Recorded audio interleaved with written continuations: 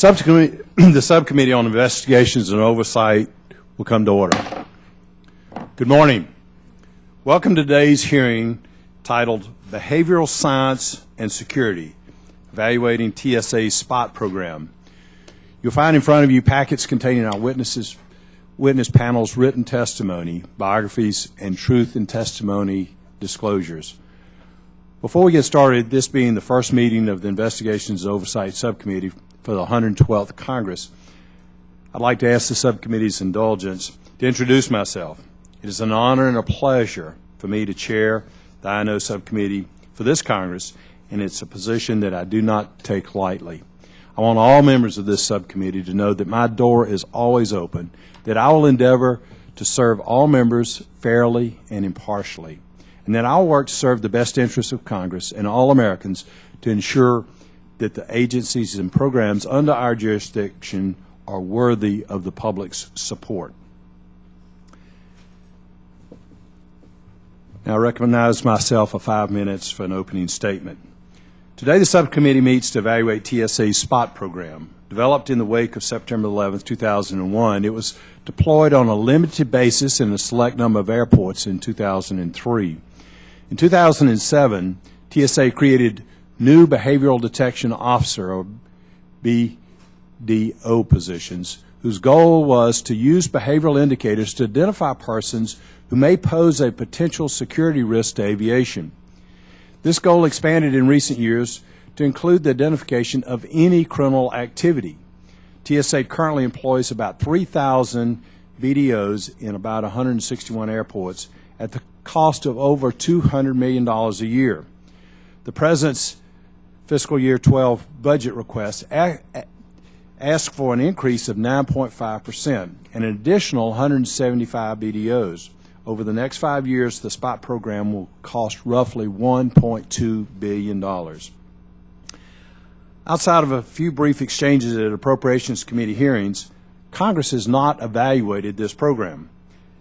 That isn't to say that Congress wasn't paying attention, as GAO conducted a comprehensive review that culminated in a report on the SPOT program last May. In that report, GAO identified several problems with the program, most notably that it was deployed without being scientifically validated.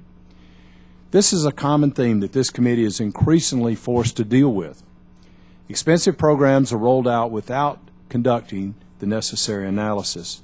This has become a trend throughout the federal government, but particularly at the Department of Homeland Security.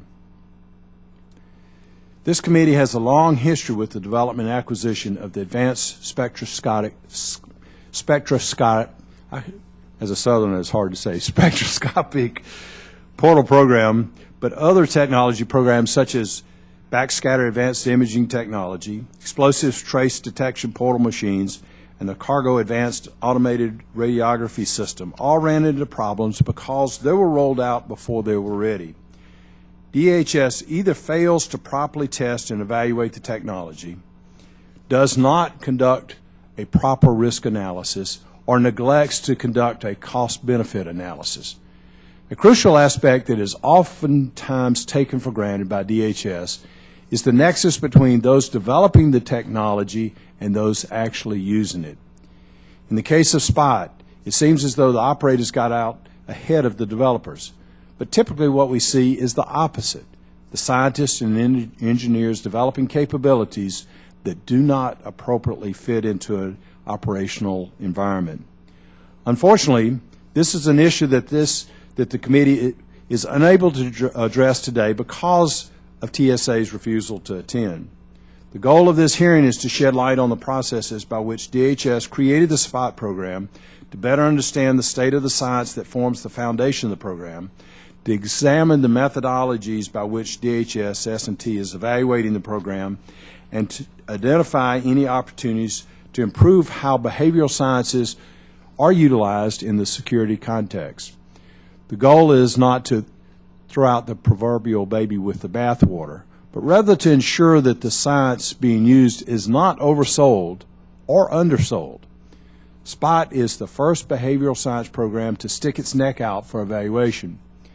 This review is an opportunity to look at how behavioral sciences can be used appropriately across the security enterprise and to understand its limitations and strengths. To its credit, DHS S&T is conducting an evaluation of the program for TSA.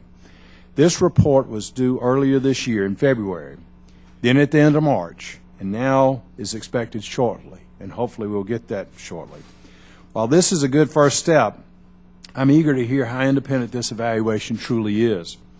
I look forward to understanding the review's methodology, its assumptions, and what level of input and access DHS S&T had in its design, formulation, and findings.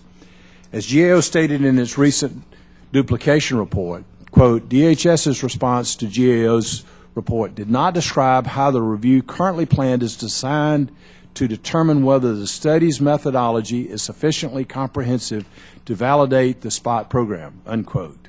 If y'all understand that, I hope you do. It's bureaucratese. But anyway, the use of behavioral sciences in the security setting is not just another layer to security. There's clear opportunity costs that have to be paid. For every BDO employed to identify behaviors, there's one screener who's not looking at an X-ray baggage, one intelligence analyst not employed, or one air marshal not in the sky. I realize this isn't a one-for-one substitute, but clearly there are trade-offs that have to be made in a very difficult fiscal environment. Also, I'd be remiss if I did not address the clear privacy issues that this technology and other DHS technologies present. Privacy, along with the serious constitutional questions I have, only compounds the complexity of the issue. While the focus of the hearing today is the science behind the program, I don't want these other important issues to be forgotten. Now the chair recognizes Ms. Edwards for an opening statement. Ms. Edwards.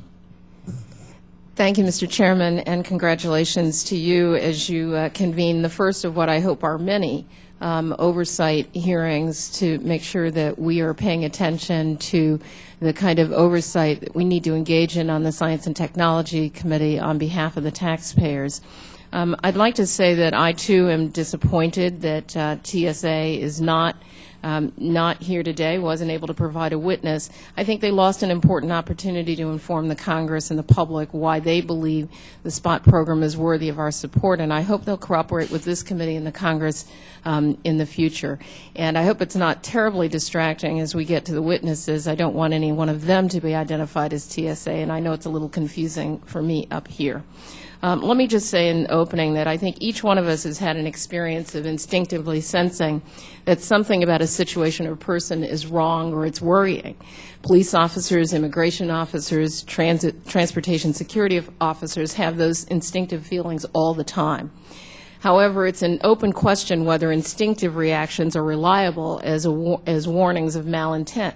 We also do not know whether a person can be trained to accurately sort through their instinctive reactions, choosing to intervene when faced with potential threat and to resist reactions based on racial profiling. What the Transportation Security Administration has tried to do is develop behavioral training for officers so they can quickly and accurately assess and screen passengers. Can hunches be harnessed in service of identifying potential threats to air safety? That's the key question that underlies today's hearing, and I hope we'll be able to dig deeply into those questions. After Richard Reed's failed shoe bombing, some in the aviation security community concluded that we were spending too much time and money on trying to stop the bomb and not enough to stop the bomber. Screening of passengers by observation techniques, or SPOT, was viewed by TSA as a way to get some officers' eyes off the scanning screens and onto the passengers. Those credited with helping to develop the SPOT program, some of whom are testifying before us today, intended the program to train behavior detection officers, BDOs, to focus on an individual's behavior, appearance, and demeanor.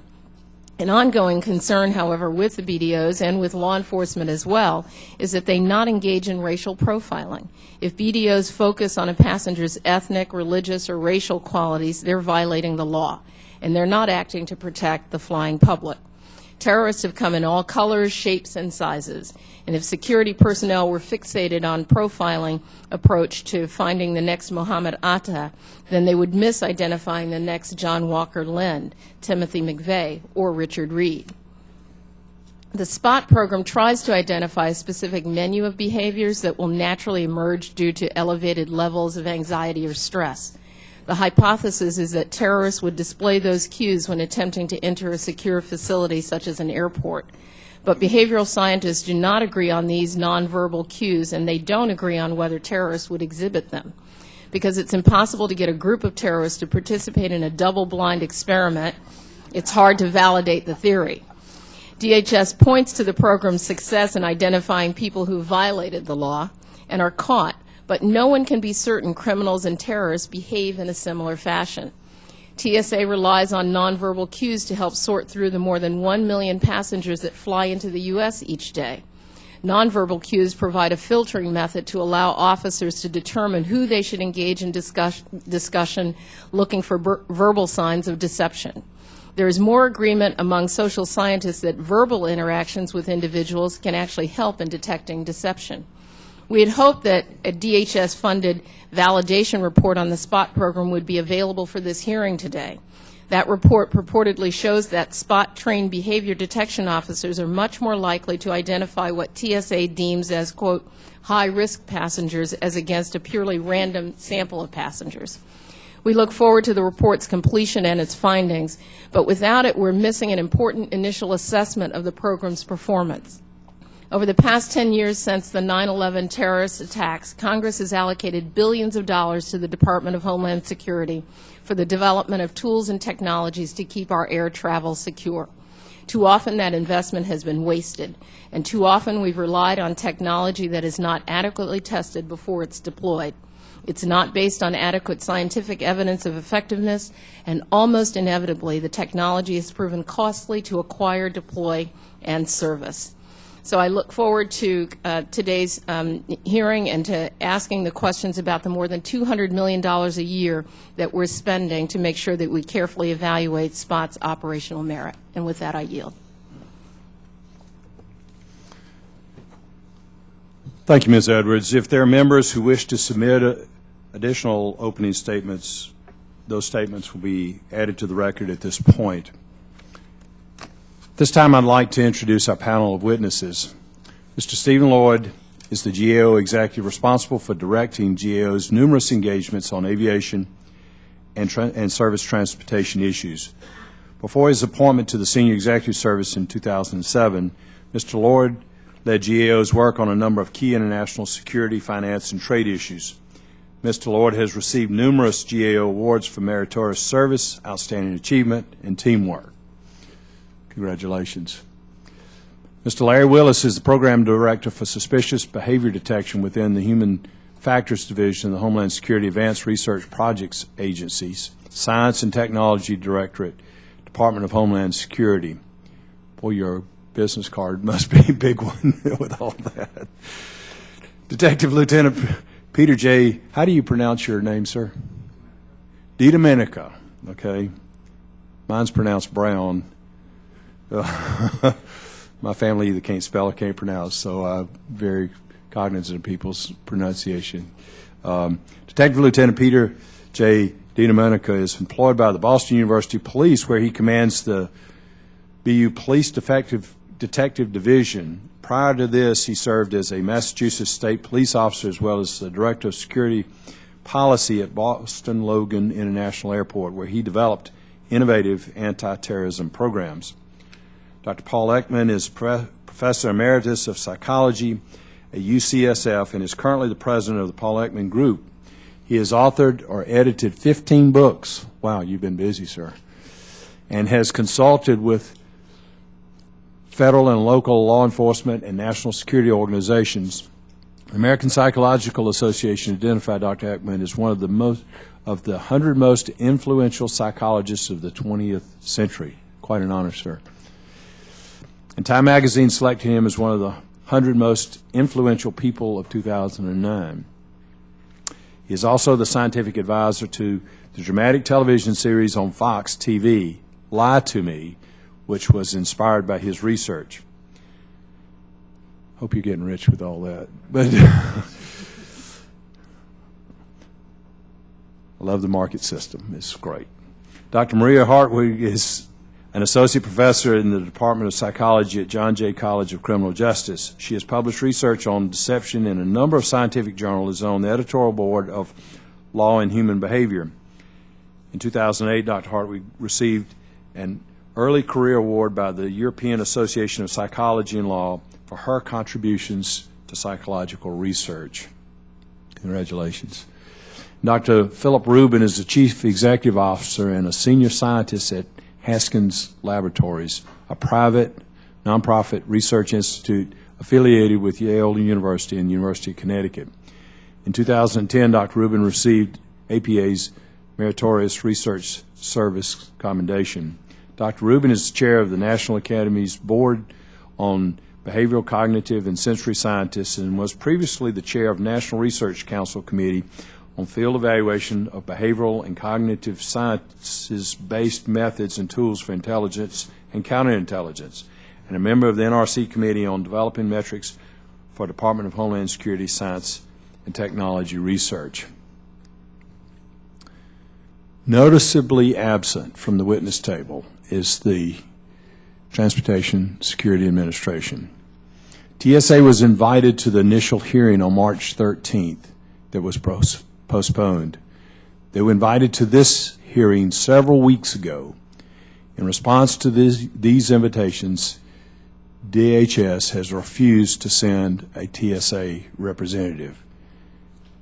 On another committee hearing just yesterday, the Department of Homeland Security refused to have a witness sit on a panel with other witnesses. DHS has staked out a claim that I think is intolerable. It is unconscionable that TSA will not send their representative here today to this important hearing on this program that's slated to send $1.2 billion of the taxpayers' money to talk to us about it, and I find that totally reprehensible. In a letter to this committee, DHS sought to detail the subcommittee's interests, presumably quoting from Rule 10 of the House of Representatives that delineates jurisdiction. In this letter, they state, quote, given the subcommittee's interest in scientific research, development, and demonstration in projects, Larry Willis, unquote, Larry Willis, project manager for the Hostile Intent Detection Validation Project at DHS's Science and Technology Directorate, S&T, will represent DHS at the aforementioned hearing, unquote. I find it highly presumptuous that DHS thinks it knows our jurisdiction better than we do. It shows their arrogance, and I find it appalling. Considering this committee was formed in 1958 and played an active role in creating the Department of Homeland Security.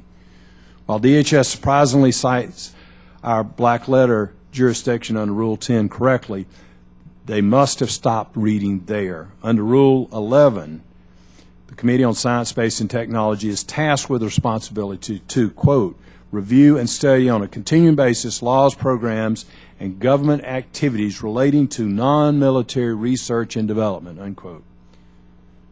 Under TSA and DHS's, unless TSA and DHS are arguing that science and research played no role in the development of the SPOT program, I see a compelling reason for their attendance here today.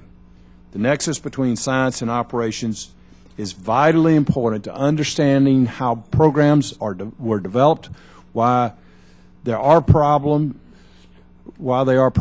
and how they can improve. If TSA and DHS are, in fact, making a claim that science and research played no role in the formation of the program whatsoever, then this program should be shut down immediately for lacking any scientific basis and being little more than snake oil. If DHS does not value this committee's role in overseeing the agency, and if TSA does not value S&T's scientific advice, there are a number of legislative options that this committee could employ to change that impression. I will also note that DHS has sent agency officials to testify before this committee from Customs and Border Protection and the Coast Guard. I find it odd that in this instance, TSA would not want to talk about this program. It makes me wonder what they are trying to hide. When DHS is asking for a 9.5% increase in the FY 2011 budget request for SPOT, you would think that they could justify that increase to us here in Congress. Let me be clear. The administration does not tell Congress how to run its hearings. We will likely return to this issue once again after the validation report is delivered. At that point, we may seek TSA's input once again. If that is decided, this committee may seek more aggressive measures to compel TSA's attendance, including the issuance of a subpoena. This committee has not needed to issue a subpoena in almost 2 decades and has been successful in reaching accommodations with Republican and Democrat administrations. I'm hopeful that TSA will determine that they have a valuable contribution to make to this topic in the future so that we do not find it necessary to go down that road. Now, as our witnesses should know, spoken testimony is limited to 5 minutes each, and if y'all would please try to hold it to the 5 minutes. If you go over a few seconds, then that'll be okay, but if you just go on and on, then I may have to tap the gavel so you know, please wrap up very quickly. Your written testimony will be included in the record of the hearing. It is the practice of the Subcommittee on Investigations and Oversight to receive testimony under oath. Do any of you have any objections to taking an oath? Any of you? Okay, let the record reflect that all witnesses were willing to take an oath. They all showed that by nodding their head from side to side, indicating no. You also may be represented by counsel. Do any of you have counsel here with you today? No. Okay. Let the record reflect that none of the witnesses have counsel. Now, if you would please stand and raise your right hand.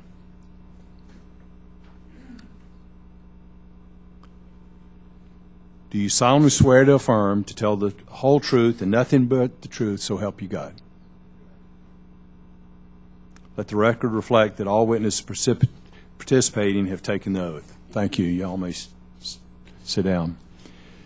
I now recognize our first witness, Mr. Stephen Lord, Director of Homeland Security Justice Issues, Government Accountability Office. Mr. Lord, thank you. 5 minutes.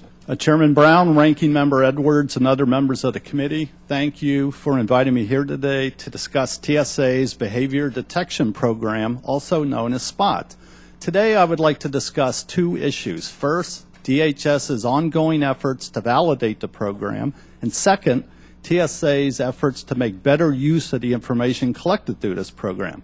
This is an important issue as the department's currently seeking $254 million in fiscal year 2012 funds, including 350 additional behavior officer positions. And as we reported in May 2010, TSA deployed SPOT to 161 airports across the nation before completing ongoing validation efforts. Thus, it's still unclear whether behavior and appearance indicators can be used to reliably identify individuals who may pose a threat to the U.S. aviation system. According to TSA, the program was deployed before these efforts were completed to help address potential security threats. To help ensure the program is based on sound science, our report recommended that TSA and DHS convene an independent panel of experts to review the methodology and results of the ongoing validation effort you mentioned in your opening comments. The good news is DHS agreed with this recommendation. However, as other panel members will note in their statements today, a scientific consensus does not yet exist on whether behavior detection principles can be reliably used for counterterrorism purposes in an airport environment. It It is also important to note that the current DHS validation effort will not answer several important questions. For example, how long can behavior detection officers observe passengers without becoming fatigued? What is the optimal number of officers needed to ensure adequate coverage? To what extent are the behavior and appearance indicators the right mix of indicators? Should the list of indicators be larger or should the list be smaller? Also, while Mr. Willis will report that SPOT is 9 times more effective than random screening in identifying so-called high-risk individuals, the results of this analysis, as yet to be shared with GAO, are independently reviewed. Our report also highlighted some difficulties that TSA faced in capturing and analyzing the rich information that was collecting at airports. Thus, we recommended that TSA better collect and analyze SPOT information to help connect the dots on passengers who may pose a threat to the U.S. aviation system. For example, we recommended that TSA clarify its guidance to BDOs for inputting information into the database used to track suspicious activities. We also recommended that they expand access to this database across all SPOT airports. The good news is TSA agreed with our recommendations and has revised its procedures accordingly. TSA also expanded access to this database to all SPOT airports as of March of this year. Our 2010 report also recommended that TSA make better use of information collected through airport video systems. We noted that 16 individuals who were later charged with or pleaded guilty to terrorism-related offenses transited through 8 SPOT airports on 23 different occasions. Thus, we recommended that TSA examine the feasibility of using airport video systems to refine the current number of behaviors currently assessed, and also to use this information to help refine the program going forward. We believe such recordings could help identify behaviors that may be common among terrorists or could demonstrate that terrorists do not generally display any identifying behaviors. And again, TSA agreed with our recommendation and is now exploring ways to better use these video recordings. In closing, behavior and appearances monitoring might be able to play a useful role in airport counterterrorism efforts. However, it's still an open question whether these techniques can be successfully applied on a large scale in the airport environment. And while I'm encouraged that DHS is taking steps to validate the program, I'm still surprised that the department is seeking additional funding for this program before the issue is fully addressed.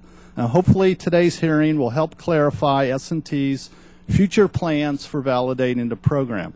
Chairman Brown, Ranking Member Edwards, and other members of the committee, this concludes my statement. I look forward to your questions. Thank you, Mr. Lloyd. Now I recognize our next witness, Dr. Paul Ekman, Professor Emeritus. Wait a minute. Sorry. Mr. Willis. Oh, I skipped over one. I apologize. Now I recognize Mr. Willis, our next witness, Mr. Larry Willis, Program Manager, Homeland Security Advanced Research Projects Agency, Science and Technology, Directorate, Department of Homeland Security. Mr. Willis, you have 5 minutes. Thank you, sir. Thank you. Good afternoon, Chairman Brown, Ranking Member Edwards, distinguished members of the subcommittee.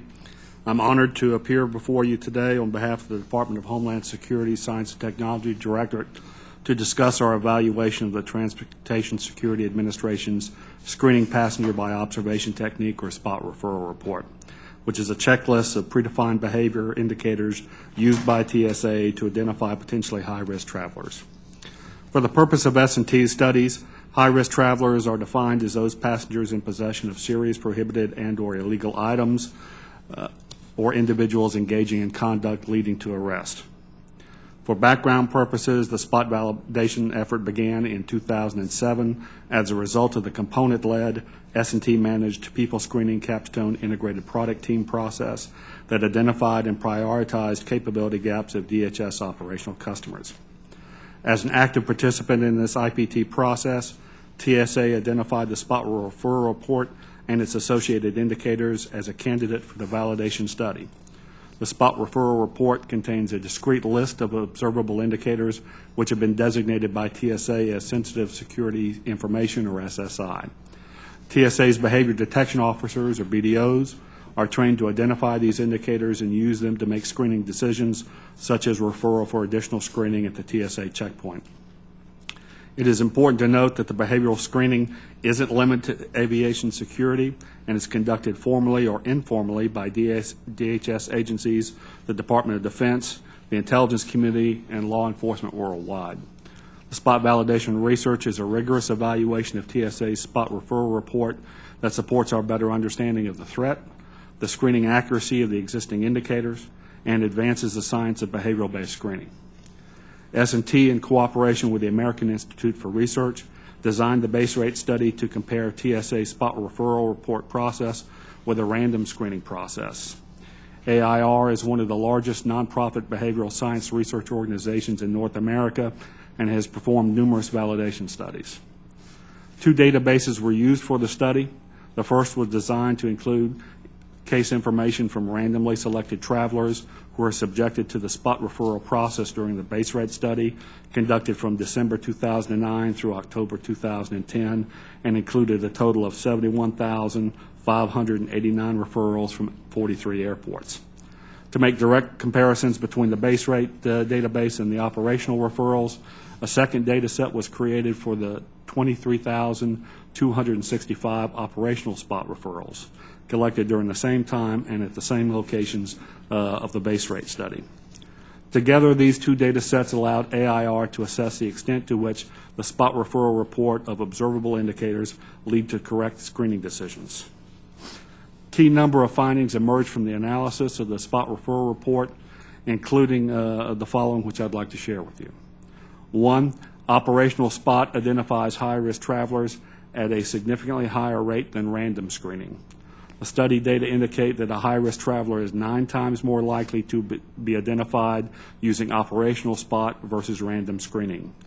Moreover, to achieve this outcome, BDOs within the study were able to engage 50,000 fewer travelers using operational spot than with random selection methods. The second result is the population base rate for spot indicators is low. Among those selected for random screening in the base rate study, the most frequently observed indicator was displayed in only 2.8% of the randomly selected travelers. All of the indicators were observed. All of the other indicators were observed in fewer than 2% of the travelers selected during the base rate study.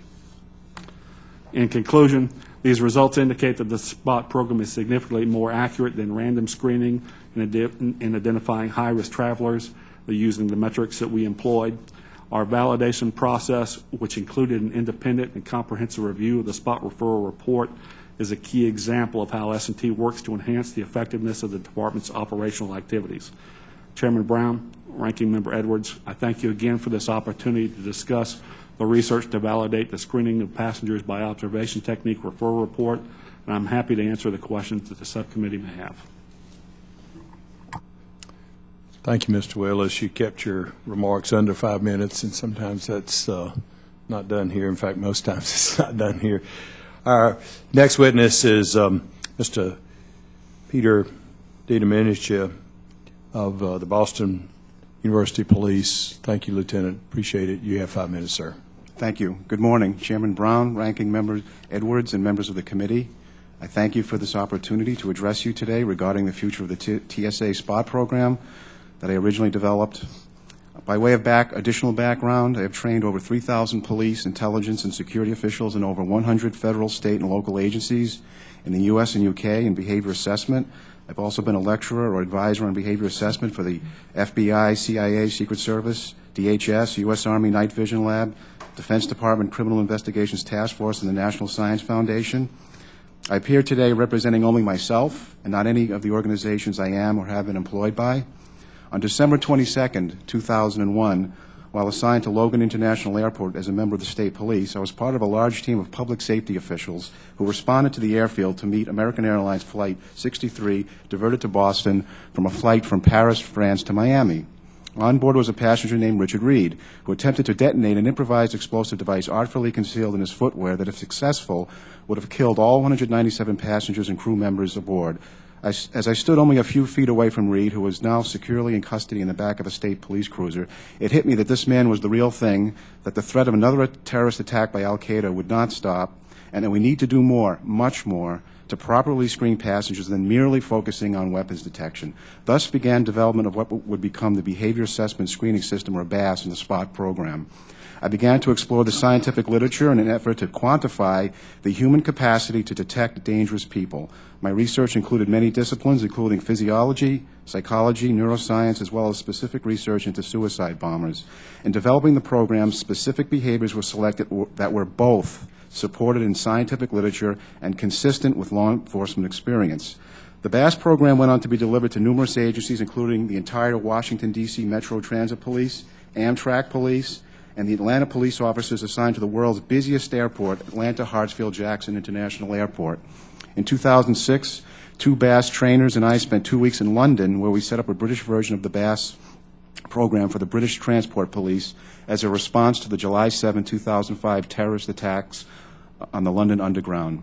During the course of training police officers around the nation, the state police BAS instructors discovered 4 individuals with suspected terrorist ties. In 2004, while conducting BAS training with the New Jersey Transit Police at Newark Penn Station, I observed 3 males exhibiting suspicious behavior using BAS techniques. One of the subjects was in the United States on a religious visa from a Middle Eastern country and was being escorted to an Amtrak train for a claimed week-long trip with no luggage. It was later confirmed the subject was listed on the visa was on a terror watch list.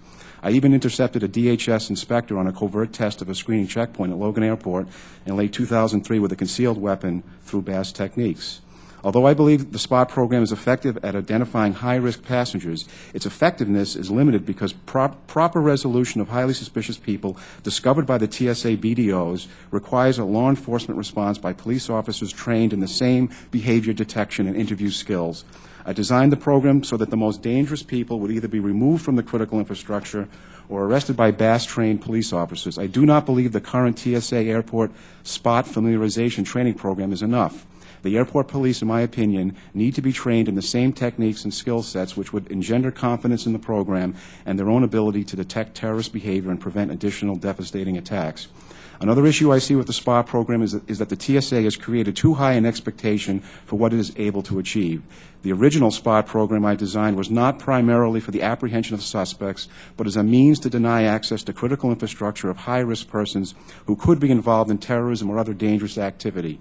It was to be the last and, most importantly, the best chance to prevent a tragedy when other methods such as intelligence and traditional physical screening have failed. Catching a terrorist through a random encounter in a public place without any prior intelligence is extremely difficult. By way of example, if we use the known number of terrorist suspects who boarded domestic commercial flights at airports with BDOs and the approximately 4 billion passenger enplanements at U.S. commercial airports from 2004 to 2009, the base rate of terrorist passengers is about 1 in 173 million.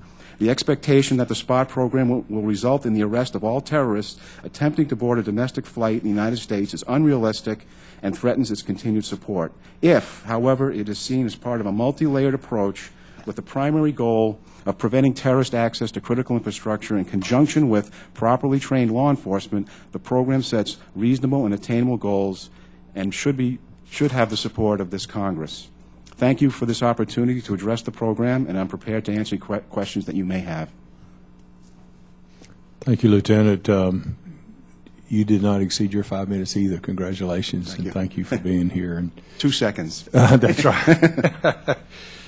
I recognize our next witness, Dr. Paul Ekman, Professor Emeritus of Psychology, University of California, San Francisco, and President and Founder of the Paul Ekman Group. Doctor, you have 5 minutes for your testimony. Thank you, Chairman Brown, Ranking Member Edwards. I really appreciate this opportunity to testify on this very important issue.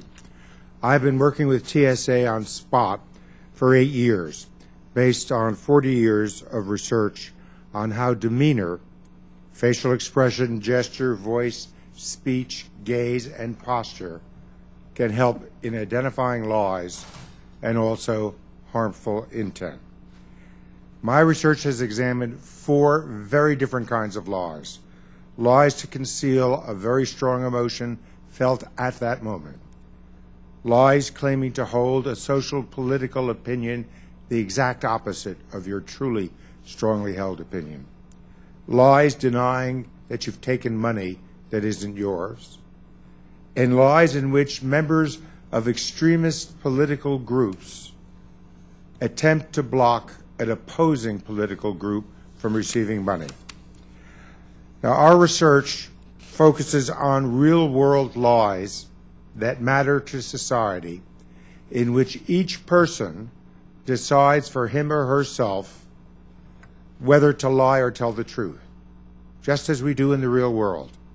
No scientist comes out of the clouds and tells us you're supposed to lie, you're supposed to tell the truth, except in experiments published in journals. The person who tells the truth knows that if he or she is mistakenly judged to be lying, they will receive the same punishment of the liar who is caught. This makes the truthful person apprehensive and harder to distinguish from the liar, just as it is in the real world.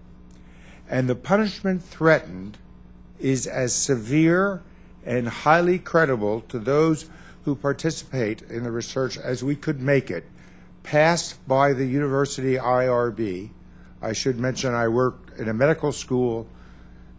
I would never get it passed at Berkeley, but in a medical school what I do is considered trivial. Now, unlike any other research team, we have performed the most precise, comprehensive measurements of face, gesture, voice, speech, and gaze, and those measurements have yielded between 80 and 90% identification of who is lying and who is telling the truth. The clues we have found are not specific to what the lie is about. As long as the stakes are very high, especially the threat of punishment, the behavioral clues to lying will be the same. It is this finding that suggested there will be no clues specific to the terrorist hiding harmful intent than the money smuggler, the drug smuggler, or the wanted felon.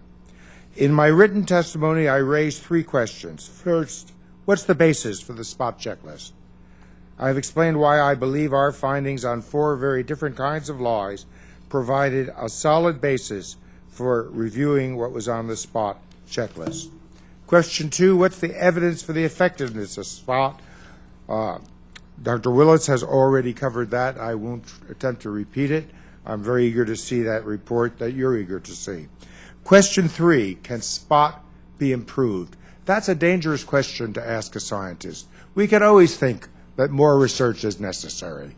But is it a wise investment compared to other things that the government can invest in regarding airport security? That's your decision, not mine. In my testimony, I've outlined a couple of types of research that I think could be useful if you decide you'd want to do more research. But we do not need to do more research now to feel confidence in this layer of security provided to the American people. In my written testimony, I attempted to answer questions that have been raised by critics of SPOT. Would it have not been better to base SPOT on how terrorists actually behave? Wasn't SPOT based on people why wasn't SPOT based on people role-playing terrorists? Why is SPOT catching felons and smugglers, not just terrorists? And aren't people with Middle Eastern names or Middle Eastern appearance more likely to be identified by SPOT? I'd be glad in responding to questions to provide brief answers to each of these that are in my written testimony. Again, my thanks to the committee and the staff of the committee for the opportunity to talk to you, and to the men and women in TSA who make flying a safer path than it would be without their dedicated efforts. Thank you. Thank you, Doctor. I appreciate your testimony. Now I recognize our next witness, Dr. Maria Hardwig, Associate Professor, Department of Psychology, John Jay College of Criminal Justice. Dr. Hardwig, your testimony for 5 minutes. Good morning. It's an honor to be here. Thank you for allowing me the opportunity. The SPOT program is based on the idea that judgments of credibility can be made on the basis of observing facial cues and nonverbal cues that indicate stress, fear, or deception.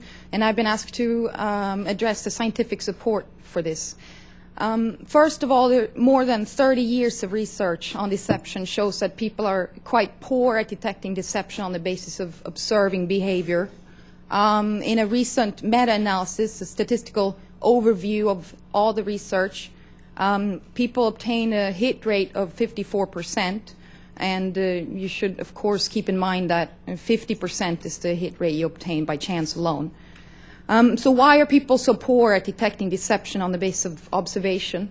And one answer is that there are very few nonverbal, demeanor-based cues to deception, and these cues to deception tend to be weak.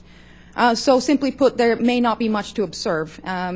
And contrary to what lay people and presumed lie experts such as law enforcement believe, liars don't display more signs of stress, fear, and arousal. And critics of this research very often say that these findings are due to the nature of the laboratory experiments that most research relies on. And the claim is that when when the stakes are sufficiently high, these cues to deception will appear. Research has addressed this concern by studying high-stake lies, such as lies told by people suspected of serious crimes like murder and rape. And these studies don't show any evidence that cues to stress and anxiety appear as the stakes increase. And let me turn to the issue of detecting deception from facial cues to emotion. So this is based on the idea that liars experience emotion or fear of detection, and that observing these facial cues can help you detect lies. I don't have time to go into details about the theoretical problems of that assumption, but in brief, it invites both misses and false alarms. It may miss travelers with hostile intentions who don't experience these emotions or who successfully conceals them. And it may generate false alarms for travelers who don't have hostile intentions but experience these feelings for other reasons. Most people are quite surprised to hear that there's very little evidence on the issue of these so-called micro-expressions, brief displays of an underlying emotion that are revealed automatically. I am aware of only one study published in the peer-reviewed literature conducted by Steve Porter and his colleague Leon ten Brink in Journal of Psychological Science. They examined the prevalence of microexpressions in falsified and genuine displays of emotion. They found no complete microexpression in any of the 697 facial expressions they analyzed. They found 14 partial microexpressions occurring either in the lower or the upper half of the face, but these microexpressions occurred with similar frequency in true and falsified expressions. So this study shows that microexpressions occur very rarely, and to the extent that they do occur, they occur in genuine displays as well. And the authors of this paper conclude that the occurrence of microexpressions in true expressions makes their usefulness in airline security settings questionable. And they also state that current training that relies heavily on the identification of full-face microexpressions may be misleading. And finally, I would like to address a point of view expressed by Dr. Ekman in a recent article in Nature on the SPOT program. He stated that he no longer publishes all of the details in of his work in the peer-reviewed literature because those papers are closely followed by scientists in countries such as Syria, Iran, and China, which the United States views as a potential threat.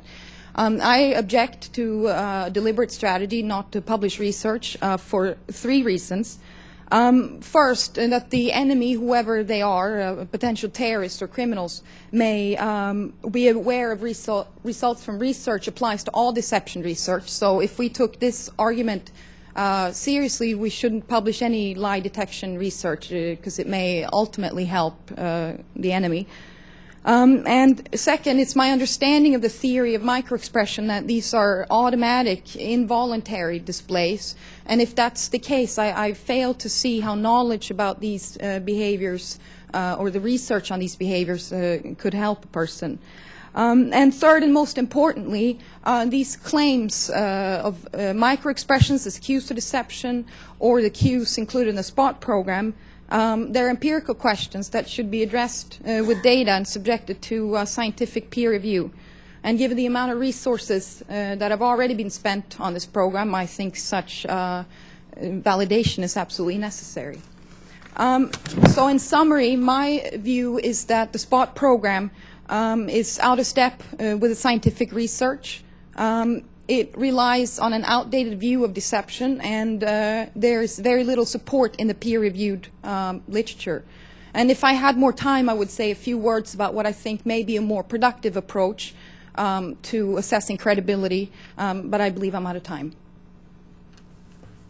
Thank you, Dr. Hardwig. If you want to add some suggestions, we'd be glad to enter those in the record and entertain those suggestions that you may have, and hopefully we can get those from you.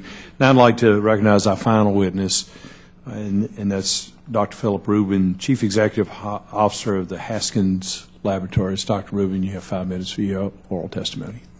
Chairman Brown, Ranking Member Edwards, and distinguished members of the subcommittee, thank you for the opportunity to speak to you today. My name is Phillip Reuben. I'm here as a private citizen. However, I currently serve or have served in a number of roles, both inside and outside of government, that might be relevant to today's hearing.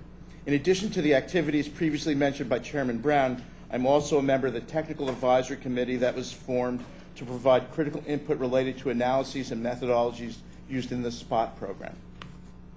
I was invited here today to describe the current state of research in science and the behavioral and cognitive sciences related to laboratory studies and field evaluation of various tools, techniques, and technologies used in security and the detection of deception.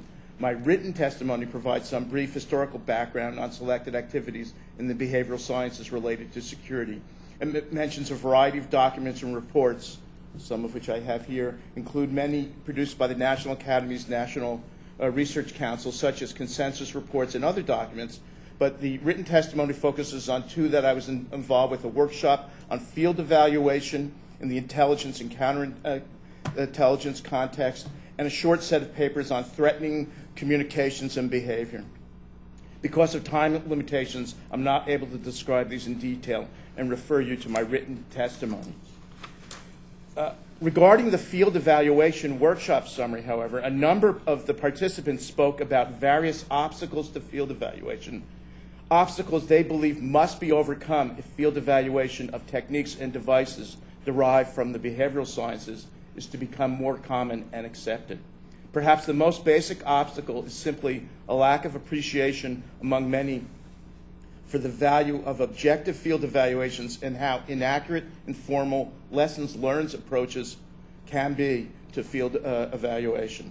A number of people throughout the process of developing this summary spoke about the pressures to use new devices and techniques once they become available because lives are at stake. This sense of urgency can lead to pressure to use available tools before they are evaluated. And it can even lead to ignoring the results of evaluations if they disagree with the user's conviction that the tools are useful. As indicated earlier, I'm a member of the Technical Advisory Committee for SPOT. As the GAO report indicates, the Technical Advisory Committee's role is extremely limited, focusing in the main on determining whether or not the research program successfully accomplished the goal of evaluating whether SPOT can identify high-risk travelers defined as individuals who are knowingly and intentionally attempting to defeat the airport security process. The advisory committee has not been asked to evaluate the overall SPOT program, nor has it been asked to evaluate the validity of indicators used in the program, not asked to evaluate consistency across measurement, field conditions, training issues, scientific foundations of the program, and or behavioral detective methodologies, et cetera. In order to appropriately scientifically evaluate a program like SPOT, all of these and more would be needed. To summarize my written testimony, I'd like to just mention a few points as highlights. So these are some recommendations of how to move forward. So I'm just going to hit some bullets. First, create a reliable research base of studies examining many of the issues related to security and the detection of deception. Peer review, where and when possible, is particularly important. Shining a light on the process by making information on methodologies and results as open as possible is necessary for determining if these technologies and devices are performing in a known and reliable manner. Incorporate knowledge on the complexities, subtleties, regularities, and idiosyncrasies of human behavior. Next, understand the interplay and indifferences between affect, emotion, stress, and other factors. Make sure that we're not distracted or misled by the tools and toys that fascinate us. Pay serious attention to the ethical issues and regulations related to human subjects research, including 45 CFR 46, the Common Rule, where applicable, and relevant emerging areas, including privacy concerns, neuroethics, and ethical implications of the deployment of autonomous agents and devices. Reduce conflicts of interest to the extent possible, including financial conflict of interest. Develop an understanding of how urgency, organizational structure, and institutional barriers can shape program development and assessment. And support the importance of a need for independent evaluation of new and controversial projects and issues with appropriate scientific, technical, statistical, and methodological expertise. Thank you.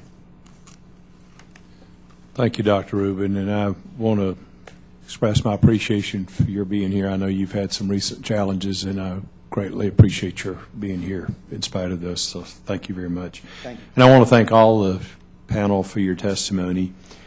Reminding members that the committee rules limit questioning to 5 minutes. The chair at this point will open the round of questions, and the chair recognizes himself for 5 minutes. Mr. Willis, when can we expect the spot validation report?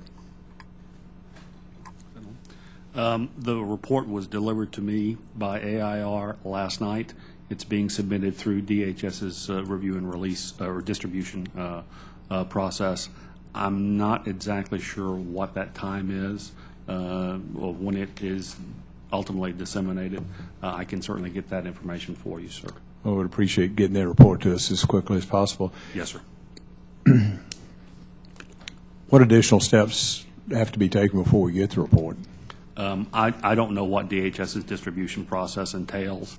I know that I'll be submitting it this morning following my participation here. Do you have any problems in releasing the preliminary results? I don't know what DHS's policy is on that, but I'm happy to provide whatever is consistent with DHS's S&T's policy on release. I understand that the results, I would assume, are still preliminary. There appears to be a discrepancy in the spot success rate.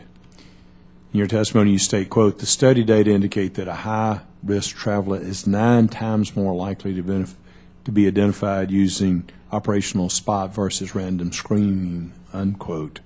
Yet when you met with staff from the INO subcommittee on March 3rd, you said that the spot program was 50 times more effective than random screening.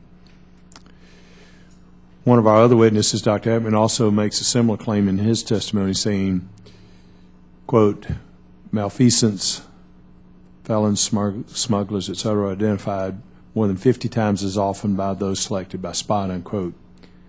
Can you please explain the discrepancy? Well, there shouldn't be a discrepancy. We use 4 metrics by which to evaluate spot. The first one was the possession of illegal or prohibited items. The second one was possession of fraudulent documents. The third was LEO arrests, law enforcement arrests, and the fourth was a combination thereof. The LEO arrests has the higher number that you referred to in your question, sir. The 50 times? Yes, sir. The possession of prohibited items and fraudulent documents is approximately 4.5 times, and if one combines all of them, it's 9 times. Of those that were identified, how many of those were actually convicted? Sir, I would have no idea. Our effort stops at whether a decision is recorded as being arrested or not, and that's the information that's available through the SPOT database. It doesn't go beyond that. Do you have any data about false negatives? False positives on the people that have been identified at 50 times or 9 times or 4.5 times? Are you talking about the false positive associated with arrests? No, with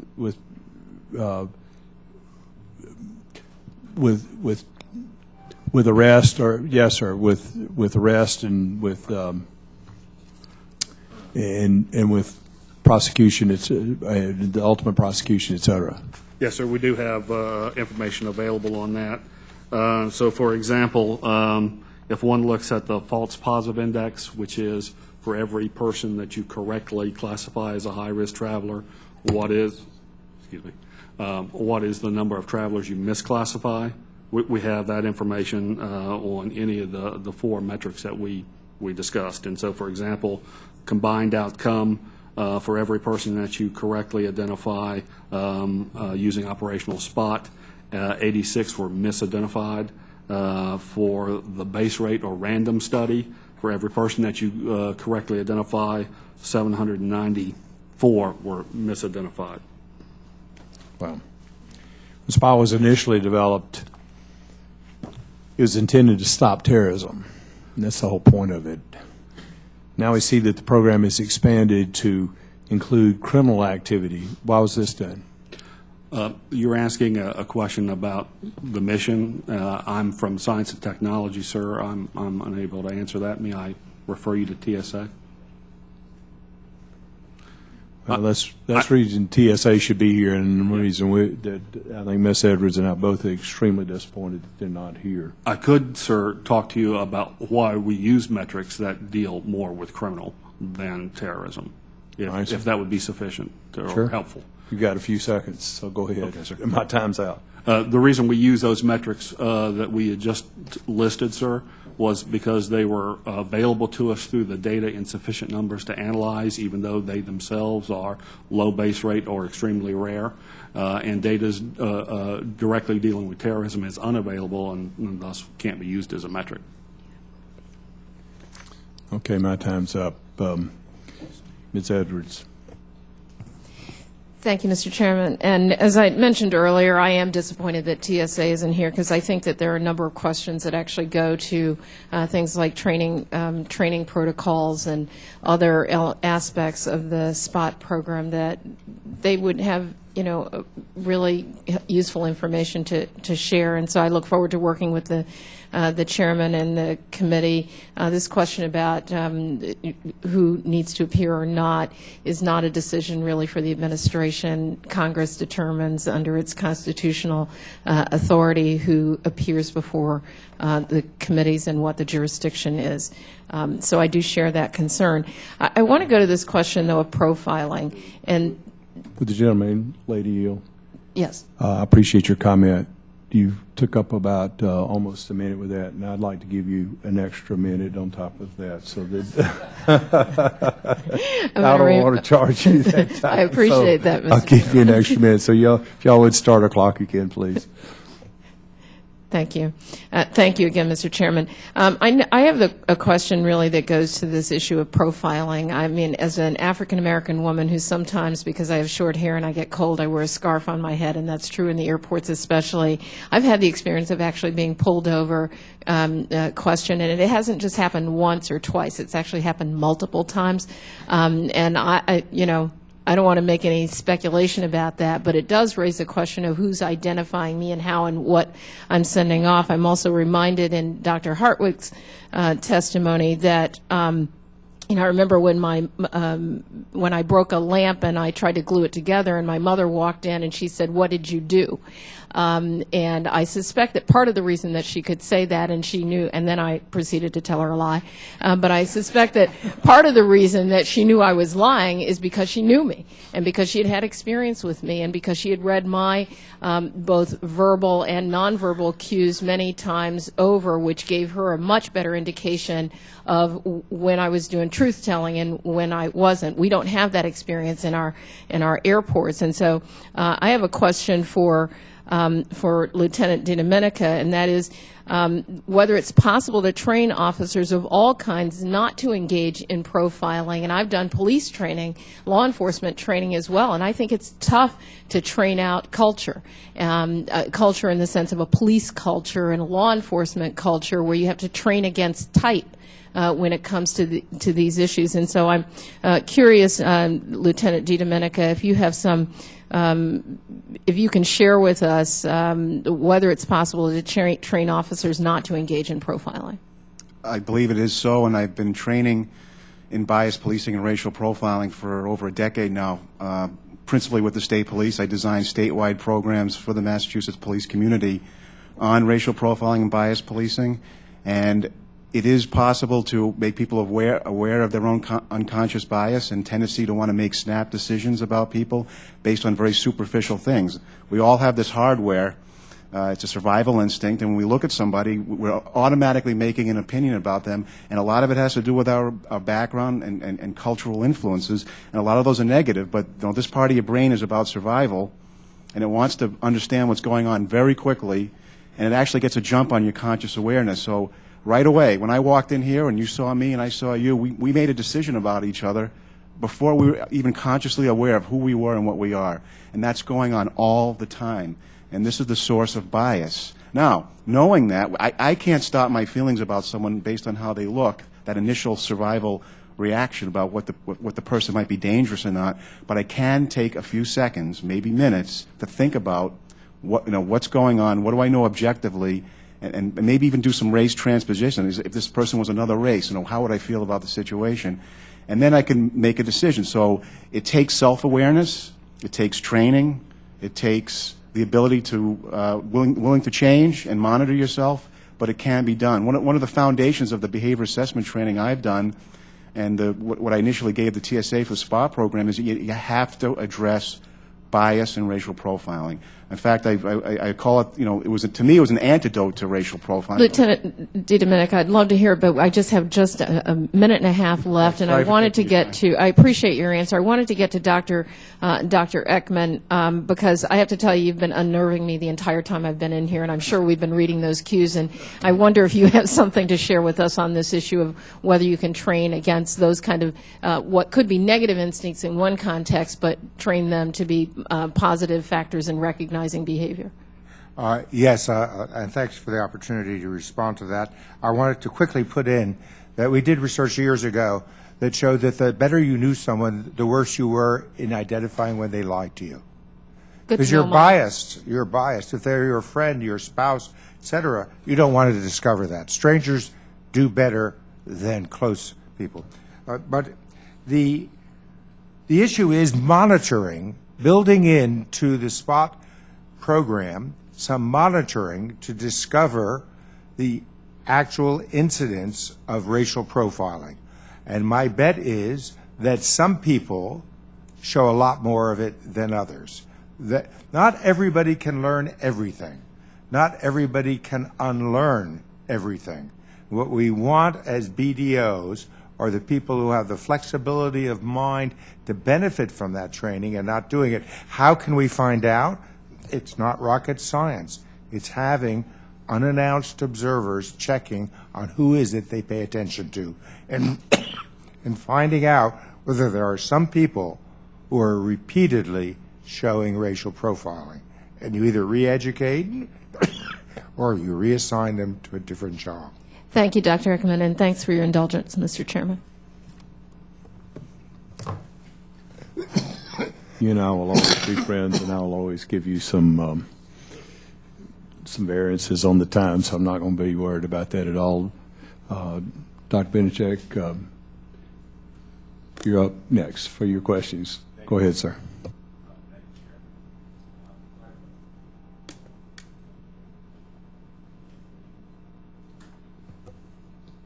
Thank you, Mr. Chairman. Thanks to the panel as well for being here. It's our job here to try to spend the money of the taxpayer the most efficacious way. And listening to the testimony here, it's really difficult for me to determine whether this spot process is accurate or not. But I'd like to address Mr. DiDomenica about the process a little bit more. From your comments today, it seems as if there's some doubt. I mean, even after the BDO sees some kind of behavior, then what is the process after that? If there's someone there, it sounds as if you have some doubt as to the next step as to what's happening, the next screening step. Are those people are not trained in the same thing? I mean, I hate to see somebody get missed. So I would like to know more about the exact process from the moment that the person gets taken out of the queue. Is that effective? I mean, are we doing any good? Are we missing people? I mean, this is the kind of thing that I think you brought up in your testimony. I think it's effective, and I also think we're missing people, but I think that could be improved. The process actually it starts with an observation that may indicate a person that's high risk, that maybe should not get on that airplane or get onto that train or into that government building, whatever the critical infrastructure is. And based on the evaluation, this spot scoring, which I really can't go into because that's, that's sensitive information, but there are two levels, and one is more screening and one is a law enforcement response. So for the people deemed to be the most high risk, the protocol is to invite or call a law enforcement officer to do a follow-up interview. Now, this follow-up interview is the opportunity to address the false positives, because a lot of people that exhibit the behaviors that may indicate possible terrorist intent or criminal intent are just people that are upset or distracted or late for work or going to a funeral. Whatever it is, there may be a lot of people that just get on the radar. And this interview, which really only takes a couple of minutes to do, is the opportunity to resolve that so you're not creating the false positives. It's also an opportunity to determine if you got the real thing, that this person is high risk. And so that's another skill. I mean, that's the interview skill, which is another part of this process. And so there Are those people skilled enough, in your opinion? No, when we say those people... The people is the secondary person. Are there enough of those people? I think the responsibility ultimately falls on police officers when there's a high-risk person. I think they're capable. Every day they're making decisions around this country whether to arrest somebody, not to arrest somebody, use lethal force in some cases, deny people their freedoms. And so I don't think it's too much to ask them to make a decision, is this person a high-risk person, and do we need to slow down the process to figure out what's going on? I think they're capable of doing it. We're doing it. Whether this program gets funded or not, cops are making these decisions every day. But I would like to see them get more training and more support to make them better at what they do. And this program has that potential. All right, thank you. I don't know where we are at the time, but I'll yield back the remainder of my time, if any. Thank you, Doctor. I just want to say your questioning just shows further why TSA should be here so that we could answer those questions, because if they were, then you could direct it to the TSA individuals and it would be very instructive to the whole committee, Democrats and Republicans alike, and help us to go forward. The next person on the agenda is my friend, Mr. McNerney. Well, thank you, Mr. You recognize him for 5 minutes. Thank you, and I appreciate you calling this hearing. It's interesting. I have watched Lie to Me on occasion, and I find it's compelling, but not too scientific in my opinion. But it's good for us to examine this issue and see how much utility there can be from it, and how much money should be expended to find that utility. Dr. Hartwig, I think I heard you say, and you can correct me if I'm wrong, that you failed to see how knowledge of the indicators could be useful. Well,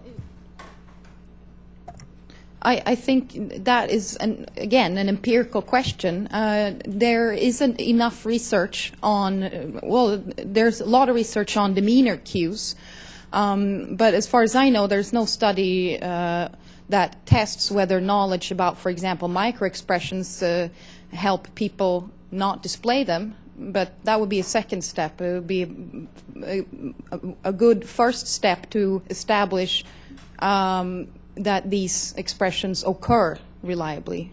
Okay, and I was So gonna- countermeasures come second.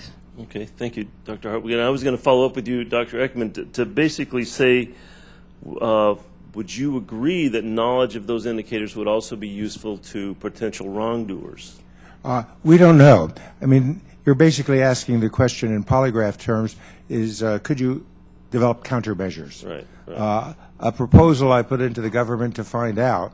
I mean, I have reason to believe that the Chinese know the answer because they were sending me questions that you would want to prepare on if you were going to do a training study to see whether you could inhibit people from showing not just microexpressions, but there are dozens of items on that checklist.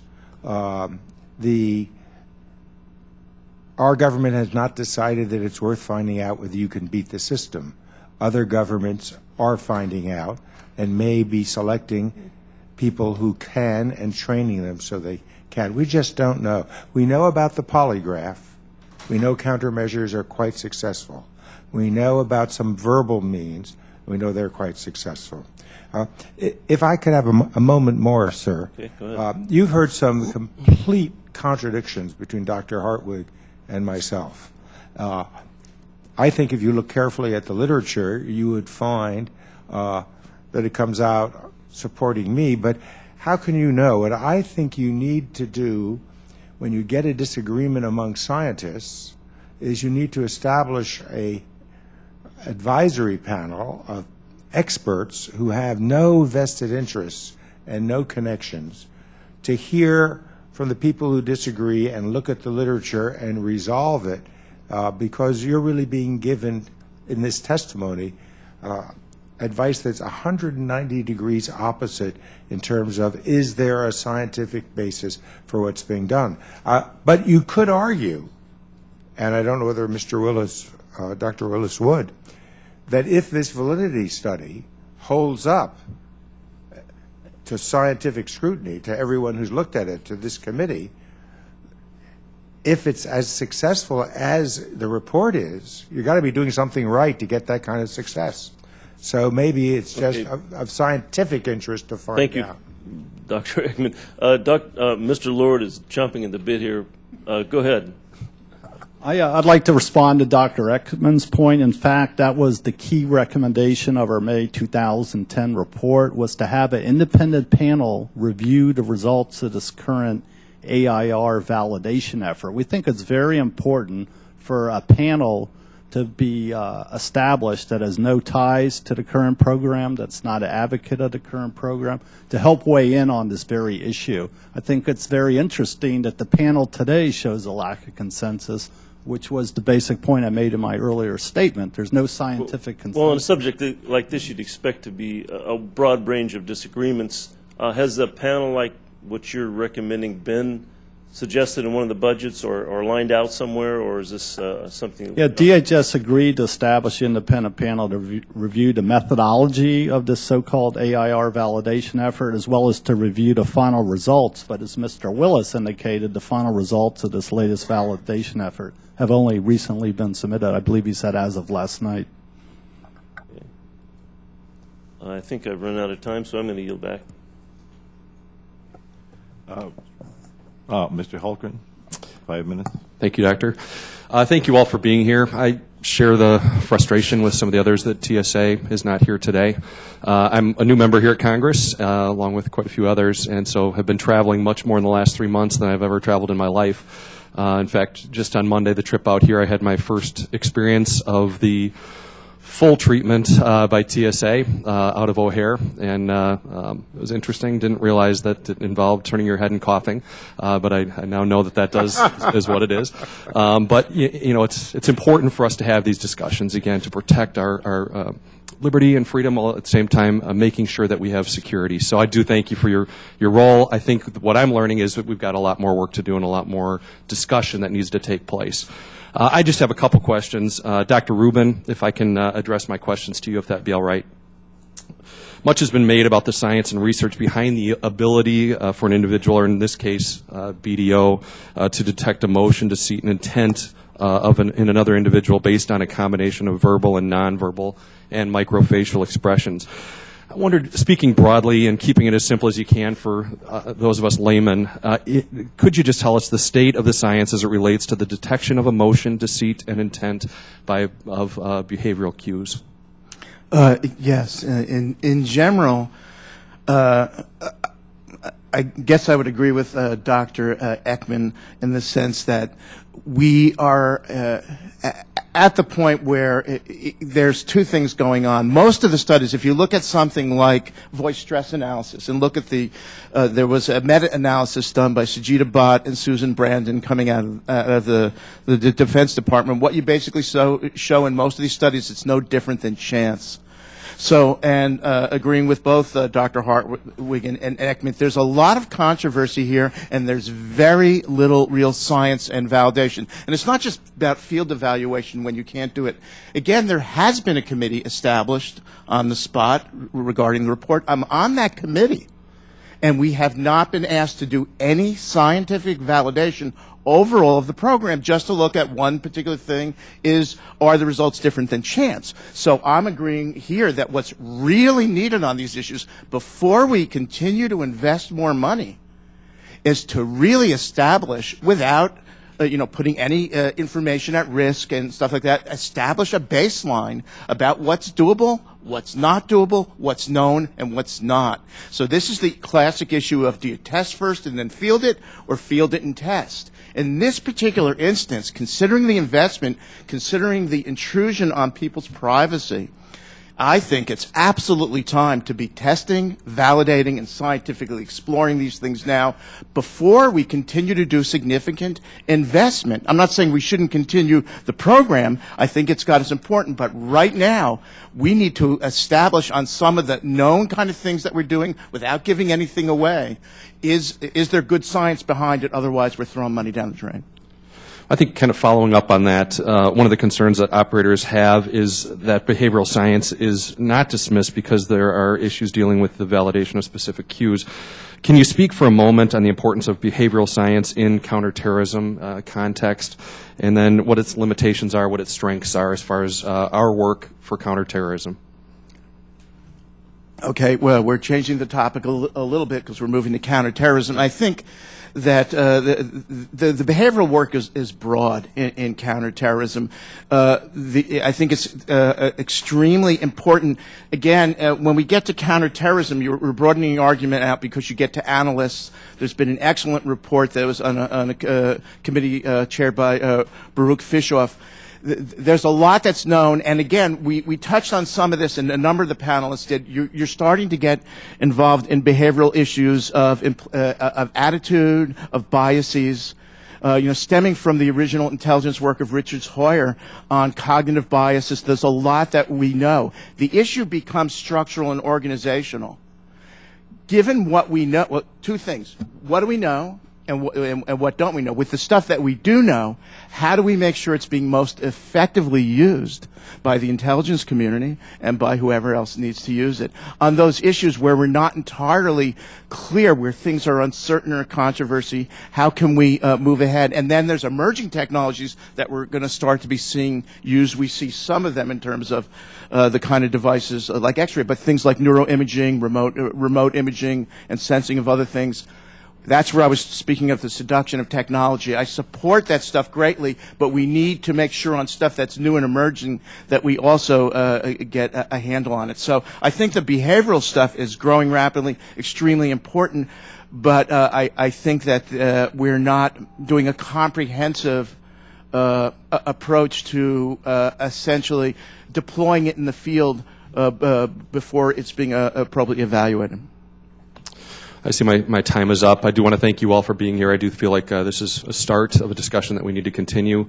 So I appreciate so much all of you being here. I also would ask for any advice of any microfacial expressions I might have so I don't have to go through that examination again. That would be helpful. So pass that along to me. Thank you. Thank you, Mr. Holgren. I ask unanimous consent that the gentleman from Florida, Mr. Micah, be allowed to sit on the dais with the committee and participate in the hearing.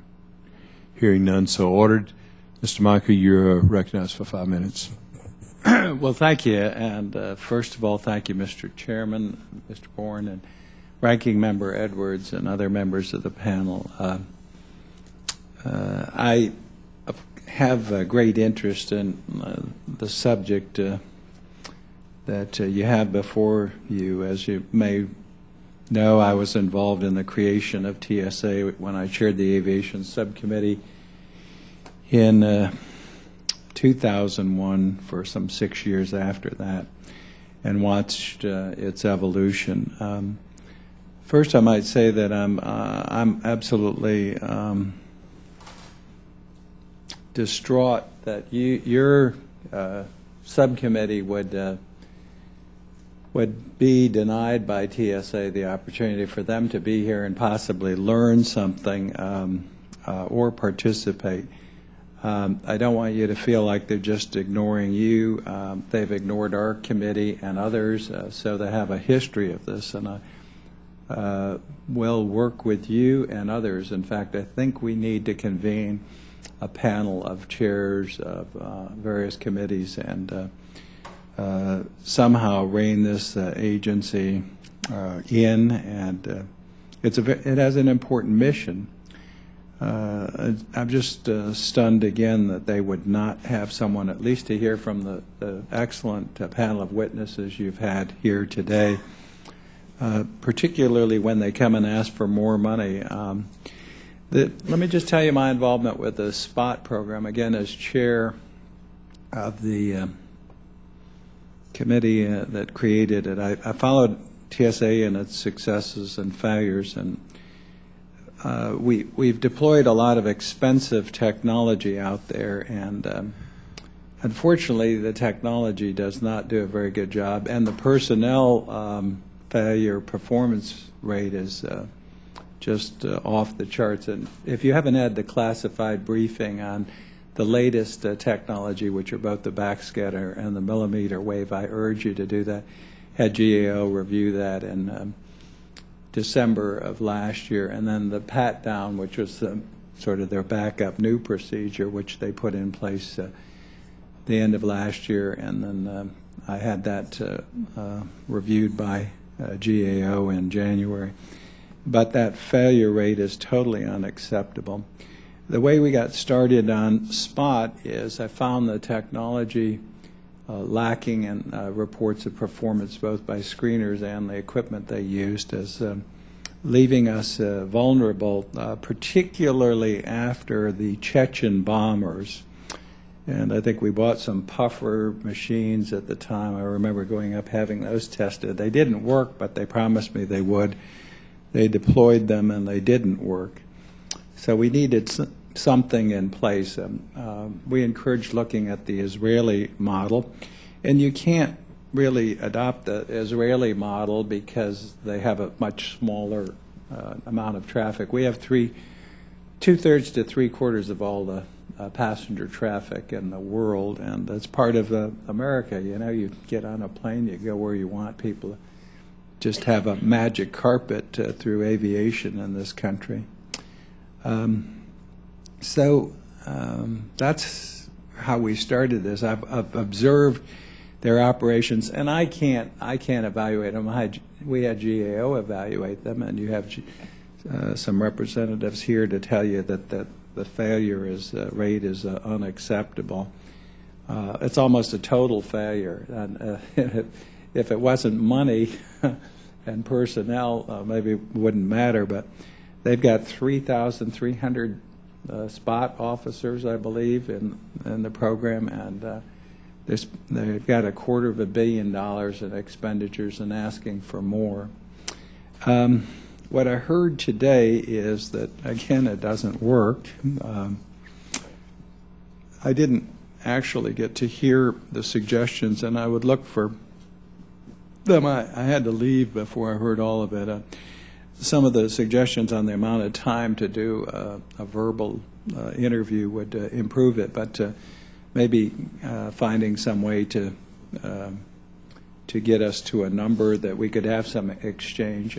Ms. Edwards made some excellent points in her comments, opening comments too, that we've got to have some way to improve this, and that unless there is some verbal exchange, I think that we're with this standoff observation, we're wasting time, money, and resources. So I don't have a specific recommendation for the replacement. I do know what's in place does not work. But I can't tell you how much I appreciate your subcommittee taking time to review this matter and try to seek a better approach, a better science, and better application of something that's so important, because we are at risk. These people are determined to take us out.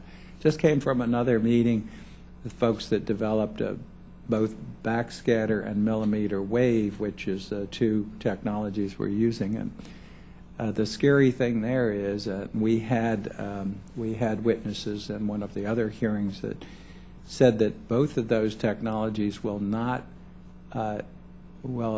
be able to detect either body cavity or surgical implants. And we already see that these guys are they're always going one step ahead of whatever we put in place. So we've got a failed system. We're spending a lot of money on it. It's supposed to provide us with a backup. The information we have in the review of the performance shows it is not doing that, and it needs to be replaced or dramatically revised if it's going to be effective in keeping us from this next set of threats. So those are my comments. I would ask that if you have suggestions, we do have an FAA bill which we can include some positive suggestions. We couldn't do that on the House side because of jurisdiction, but we can do it in conference, and the door has already been opened by the Senate. And I would love to hear recommendations from you and from those who participated today how we can do it better. So thank you for allowing me to participate.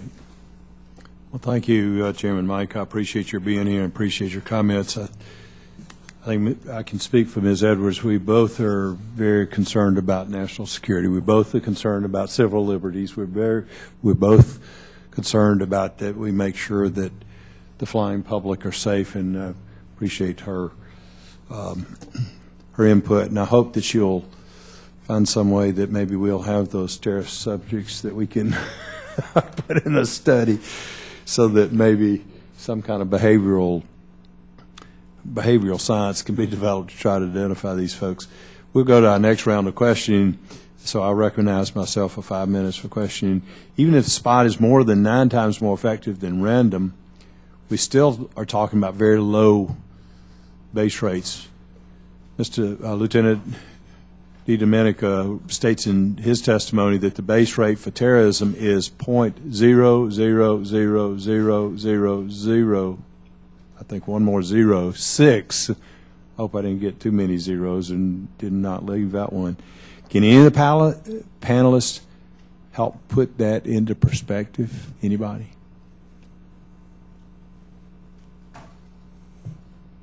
Mr. Lord. Sure. As that statistic implies, that acts of terrorism are very rare events. Obviously, that makes it very difficult to test the efficacy of the program and develop, as we recommended in our report, performance metrics to allow you to better judge whether this program works as designed. But we don't think that should deter you from trying to craft what we would call proxy measures, other measures that help you get at this, at least indirectly. And we made that very important recommendation, and TSA and DHS agreed to try to develop these indicators. And one step we think they could take that would make this exercise a lot more useful is that they use a very long list of behaviors in their list. The exact number and the characteristics are considered sensitive security information, but we posed a question: how do you know this is the right number? And they also assign point scores to each of these behaviors. Again, the details are sensitive security information, but that would be one way that we think that could make the program more useful in identifying potential acts of terrorism. Validate the point system, scrub the list of behaviors, cull the list, and try to come up with something that's more related to an eventual arrest or a hostile act. And there's ways to do that statistically. Thank you, Mr. Lord. Anybody else? Oh, Mr. Willis, yes. Thank you, Mr. Chairman. So first off, proxy measures are a standard part of research, especially in the area of terrorism, because, again, there are no direct measures in sufficient quantities typically to use for terrorism. Criminal activity is often used as a proxy measure. It's an accepted practice, mainly because when one is looking for terrorism or acts of terrorism in a lot of transit areas, you're looking for somebody who's coming in to try to use some false identification, or you're looking for somebody who's smuggling. And both of these things are represented in higher numbers, even though they're still low base rate numbers in criminal activity. And so that's why that's typically used and used by other organizations as proxy measures. So I want to make sure that we were comfortable that we had given forethought to that and used what is a best practice for proxy measures, sir. Dr. Ekman. There are a number of organizations. I work with airport security in England. I've seen the videos of the bombers before they bombed. I've worked in Israel where they do a lot of course, security.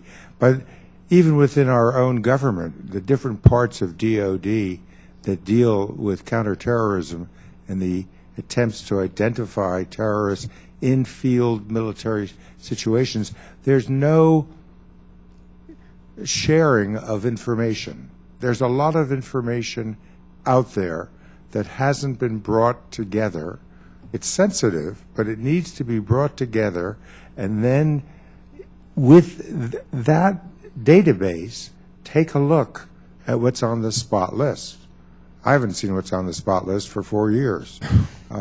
So I don't know how it's changed, and I don't know how it's been informed by research findings from our group and other groups, and from observations by special forces, by our counterintelligence, by NYPD counterintelligence. There's a lot of information in this country in separate little pockets that haven't been brought together. Thank you. My time's expired for my question. Now I recognize the ranking member, Ms. Edwards, for 5 minutes. Thank you, Mr. Chairman. I want to go to a question that was raised by Mr. Micah's comments when he was here, and I just want to be clear that from the perspective of GAO and the report and analysis that you've done, Mr. Lord, we don't yet know if the SPOT program is, quote unquote, a fiasco. Isn't that correct? Yeah, that's absolutely correct. Those were his words. That's not in our vocabulary. Thank you. And just to be clear again, what metrics, again, would you use to determine the success or failure as an operational program? Well, one metric besides scrubbing the current list of behavioral indicators they're honing in on, as well as the associated point scores, we recommended, since we've identified several instances of terrorists transiting through the U.S. system, study the videotapes of their movement. Are they, in fact, exhibiting signs of stress, or are they, as some literature suggests, they don't typically emote much because they believe they're going on to a more blissful state. So it's unclear to us at this juncture whether there would be discernible signs of stress or fear. But there's videotape evidence that would allow you to get at that, and we think that would be invaluable in fine-tuning the program. Yeah, I think I highlighted that in your testimony because there are a number of examples that we have, and I wonder, Mr. Willis, has DHS made an attempt to pull together not just video evidence here in the United States, but with our international partners to do some kind of an assessment stacked up against the screening techniques that have been identified to see whether we're on target? It's an awful lot of money to spend without, putting it up against real-time data. Yeah. Thank you. Again, I represent DHS Science and Technology, not the operational community. This is a science question. Yes, from a science and technology perspective, we are attempting to locate video of terrorist threats in other countries as well as within the U.S. And it is very difficult to try to get access to that information or to successfully get access to that video. And so if Mr. Although part of the reason that we pulled DHS together is because it was, because it's a, a collection of all of our, sort of security and investigative interest under one house to work with our international partners. And so it's a little staggering to me to know that that you've not had the capacity in now a decade to look at video and use it to make an analysis about whether the techniques that you seem to be employing would be successful. I mean, that seems to me kind of a basic scientific question that DHS should be in a position with our partners internationally and here in the United States to get that video and conduct some real scientific analysis of that. So I would urge DHS to consider that. I want to go to Dr. Hartwig for a minute because in your testimony, you indicated that there are some other recommendations that you might make, and I wonder if you could just describe very briefly those to us because I don't think you had an opportunity here in your testimony. Right. I think it was roughly captured by what Mr. Micah said before he left, that it's important to engage a person in conversation to elicit cues to deception. Overall, the research shows that statements carry some cues to deception. And also there's an emerging wave of new research that focuses on how to create cues to deception, how to elicit cues to deception, because there's such an abundance of research showing that people don't just automatically leak. So my basic answer is that some form of questioning protocol, some kind of brief interview protocol that's based on the scientific research on how to elicit cues to deception, how to ask questions so that the liars and truth tellers respond differently, I think that would be a worthwhile enterprise. And so you're not really saying, and this is a yes or no, saying scrap the program, but you are saying that there are areas where we need to significantly improve the techniques that we're using to take us down a track of really being able to identify potential terrorists. Yes, I think if efforts would be spent on the questioning part of the program, that would have put it much more in line with the scientific research. Thank you. Thank you, Mr. Chairman. Thank you, Ms. Edwards. We've been joined by Congressman from Florida, Ms. Adams. You're recognized for 5 minutes. Thank you, Mr. Chair. Mr. Willis, earlier you said that there had been 71,000 referrals, and you made a distinction of that, the behavior leading to arrest. How many of those were arrested? Of the 71,000? Yes. That's the random selection method. Correct. 71,000 were referred in the random selection. 9 arrests were made. 9? Yes. And in the other method? Using SPOT, 23,000 and a little bit were referred, and 151 were arrested. And the types of arrest? I don't have the nature of the arrests in the data that we looked at, ma'am. So it could have been belligerency or any other thing for that matter? Some of them were for prohibited items that were on them at the time. Others could have been through outstanding warrants or something of that nature, ma'am. Do you think that I have an appearance, or would I be a target for SPOT? I mean, every time I go through the airport, I get pulled aside and searched. And the reason I ask that is because, being a past law enforcement officer and trained, I have some concerns about the way you are identifying and pulling people aside. Dr. Hartwig, you said you thought the program would work if more tools were available. Would it be better to use a validated system as opposed to one that's untested and unvalidated? Well, first of all, I didn't say that the program would work. I was talking about where I think more emphasis should be spent or put. So even with the more emphasis, do you believe that it would work? I don't know. I think we would need a properly conducted study to find that out. And I think it would be important to go beyond examining the arrest rates and to look at what are the actual behaviors that are displayed by these people who are arrested, and to compare those behaviors with those that are in the list of cues. I don't know what those cues are because it's not available. To look at are the spot criteria actual indicators? So I think that it's definitely, we need to know whether it works or not. Mr. DiDomenica, you're a law enforcement officer, I'm a past law enforcement officer.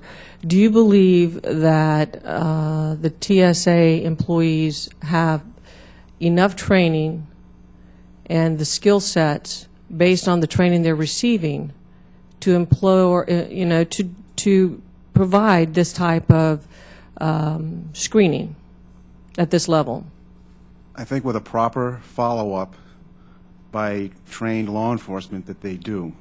But if we don't have the proper follow-up by the police officers to figure out what's going on, because this is just like an alarm. It's like going through the magnetometer and it beeps. Well, what does that mean? So someone comes over and pats you down. Well, the cops are like the pat down. It's like, all right, why did this beep?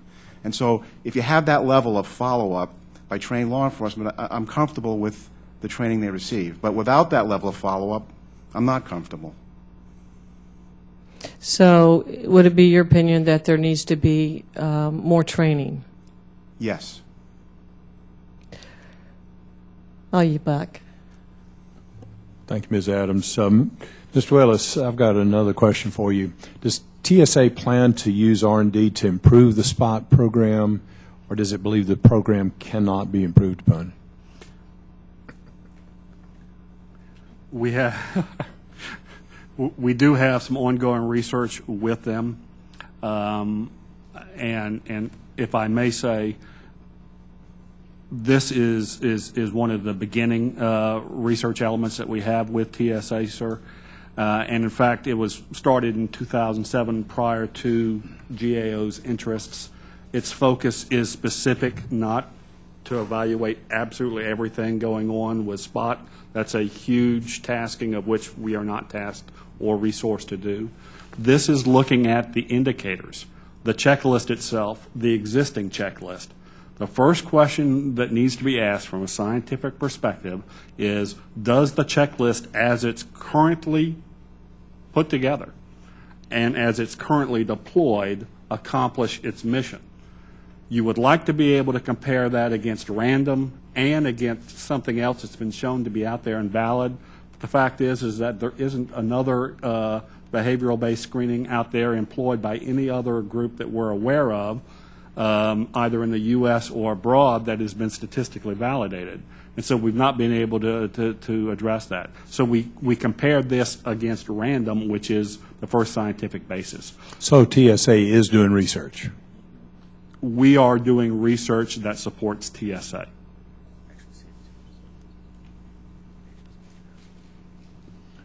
Ms. Edwards, do you have another question? I do. Thank you, Mr. Chairman. I just want to follow up with you, Mr. Willis, because I'm confused. My understanding is that you shared with our staff that there is a pool of video available of suicide bombers and the like that could be used to study. And I mean, I would expect that if TSA were operating the right kind of way, that would also be used for training. And so I'm a little confused by your answer, and I just want to be clear. Do we have video, both from ourselves and perhaps from our international partners, that we could use to assess the techniques that have been developed and the questions that the assessment questions that have been developed, so that we can make sure that we have a program that is working as effectively as we know it can work? We don't presently have a sufficient number of videos to conduct scientific analysis on. S&T is attempting to work with our partners in the U.S. and internationally to gather these, but being a research organization, we do not have the ability to compel operational organizations, much less international ones, to provide us with that video. What we are doing is attempting to continue to collect that at the best we can, as well as to conduct other kinds of supporting things, such as interviews of direct eyewitnesses to suicide bombings, international subject matter experts in the area, to go beyond what the current validation study was, which is of the existing indicators, to try to help establish from a scientific perspective what is being used operationally abroad and, in fact, what is being witnessed by, again, eyewitnesses and subject matter experts, so that we may be able to then bring that information back and test it. Is S&T doing that or TSA? Who's That's an S&T research. Okay, and so I guess, I mean, for our doctors Hartwig and Ekman, it would be useful, wouldn't it, to have a pool, a real data pool, to be able to assess that and develop a research protocol that enabled us to stack our assessment tools against that. And so my question, though, for Mr. Willis is whether or not, what agency do you think would be the responsible one to get this pool together? Is it DHS? Is it TSA? Mr. Lord? I don't know the right organization for that. In our report, we made 11 recommendations. One of the recommendations was to use and study available video recording to help refine the SPOT program. In their formal agency comments, the department indicated they agreed, and they were taking steps to do that. So I think the department's already on record for saying they agreed, it's a good idea, we're going to do it. So, I mean, they bought into this idea. To the extent they've actually implemented it, we'll have to follow up and see the extent they've addressed it. But just to clarify, DHS has bought into this idea. They've already agreed to do it. Thank you. And then finally, Mr. Lord, since you already have the microphone, DHS hasn't done a cost-benefit analysis on the program or a risk assessment, and it's my understanding that they don't do a great job, actually, and I apologize for the critique, of either conducting cost-benefit analyses or risk assessments for many of the programs. How do we know if we even need the program? Well, typically, as part of our analysis, we would look at the cost-benefit analysis or the risk assessment to study, number one, how they decided. For example, you need a risk assessment, we would assume, to show where you needed to deploy the program. It's at 161 airports, so our question was, how did you establish this number? Did you have a risk assessment? And the answer was no. They're in the process of ramping up the program now. Every year, funding has increased. We assume that would be justified by a cost-benefit analysis. They don't have one yet, although to their credit, they've agreed to complete both a risk assessment and a cost-benefit analysis. But traditionally, we would expect to find that early at program inception, not 4 or 5 years after you deploy the program. Well, thank you all for your testimony. And, Mr. Chairman, I would just say for the record, it'd be good to get a cost-benefit analysis and risk assessment before we spend another, $20 million, $2 million, or $2 on the program. Thank you very much.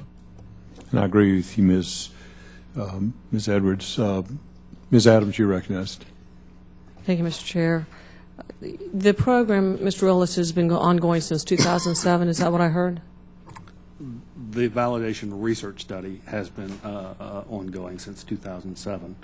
A validation research study since 2007. And I heard you say there was no system out there that you could use that was validated or available. Is that correct? We're unaware of any behavioral-based screening program that's used that has been rigorously validated, yes. What about Israel's program? We have not located any study that rigorously tests that. Did they study it? We're not provided any information. Did you ask? Yes. And they have said they would not provide it? We've not been, they didn't say they wouldn't provide it. Okay. So it's maybe the way you were asked, or you asked for it, maybe. I'm trying to determine, since '07 you've been doing a study, we don't have anything validated. You can't give us cost-benefit analysis. We're 4 years out. And when you say there is no other programs out there are some out there, I believe. Mr.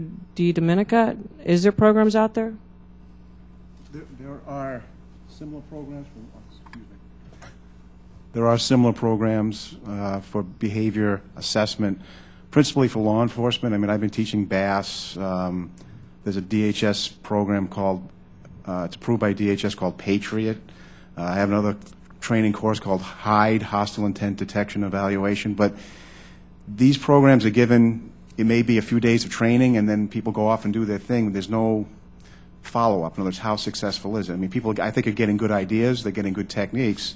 But it's not done in a way where it can be measured and followed up on, and I think that needs to be done. And these programs are all from DHS also? There's one it's approved. In other words, it's approved for funding, but they're not DHS programs.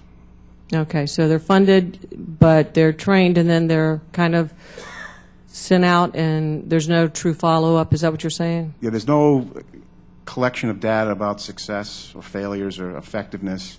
It's like a lot of law enforcement training, and you're probably aware of this, that you go for a class, you sit there for a week, you get a certificate, and you walk out the door, and that's the end of it. So I think, unfortunately, that just falls in line with a lot of the training that's done. And I think for this program, what's at stake, we need to be better at how we follow up on this. Well, I know in my certificate we had to go back for training every so often, or else we lost our certificate. So I can relate to having to keep your training and your skills honed. I appreciate that. No more questions, Mr. Chair. Thank you, Ms. Adams. I want to thank the witnesses for being here today. I appreciate y'all's testimony, and I appreciate the members, all the questions that we've had. This is a very interesting topic.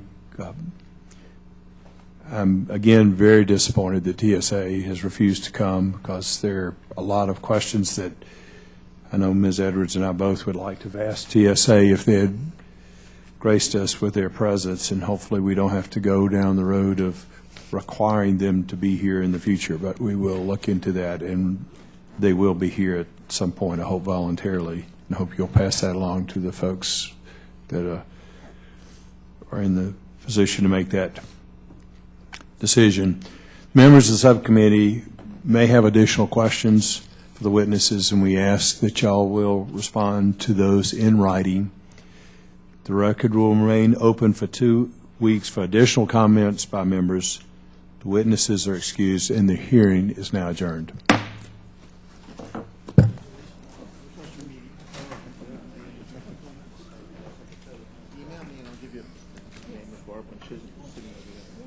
I'm ready for a train. Maria Hartwig, nice to meet you.